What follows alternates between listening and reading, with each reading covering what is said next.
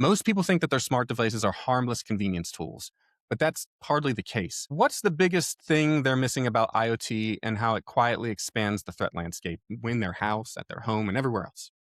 Yeah, that's a really good question, a really good opener. I think people need to realize that the device itself isn't the target, that it's a doorway, and most people are leaving that door unlocked because they forget that it even exists, right? That door exists. And so when I talk to people about their smart devices, they describe them in a very simple way, like it's a toaster, it's a thermostat, right? It's a doorbell, it's a baby Hmm. monitor. And what I like to point out is that, yep, it's that, but it's also a computer. It's a camera, it's a microphone, and it all has internet connection. And so you've just invited all of this into your house, and maybe in some cases you've forgotten about it. And so to answer your question, I think what some people are missing is every single one of these devices are literally a front door. And if you don't put a lock on them, that's sufficient. You're inviting some issues into your house. And so a couple of things to consider about these devices is one, they're very chatty.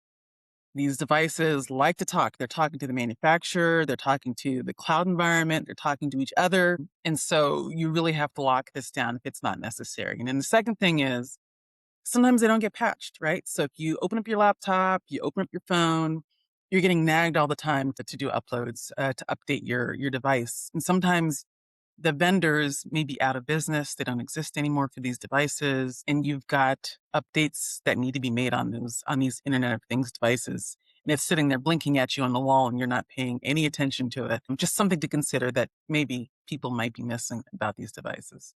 Yeah, and you brought up a good point too. Like the point of these devices is really, at least partially, is like cognitive offloading, right? Like things that we don't have to think about anymore. But you bring up a really good point where it's like you don't have to think about it until you do, but you do need to think about it, right? You need to think about it almost like a different like so you have something that, controls your thermostat or turns your lights off and on or whatever, and it makes life easier. But then you still have to think about it and oh, when's the last time I updated that? Or when's the last time I for industry folks, when's the last time I ran an audit on it? Or when's the last time I looked at, what cloud service it's calling back to, if that cloud service even still exists, or if that manufacturer has gone out of business and somebody snagged the domain and now it's just like sending my data someplace else, right? So Okay. I love that. I love that it's like this is to help, make things easier, but it's going to make things harder too. That's right. That's right. There was a couple of years ago, there was a casino that got breached because of their smart aquarium thermometer. Yeah, And now the Right. MGM everyone, Casino. It was remarkable how flat their network was too, where it could Yeah. just get on everything from the aquarium. uh-huh, uh-huh. Yeah. I think I like that you brought up there how chatty they are because as we talk more about how much they communicate and talk and kind of spew everything everywhere, it really brings to mind for me printers. Mm. And I almost wonder if printers were like kind of the harbinger here because they didn't get patched often.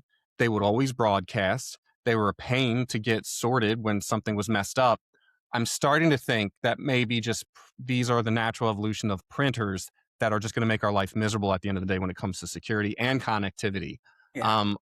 And I'm still not on board with a smart fish tank, but I'm sure there's fish lovers out there who are on board with it.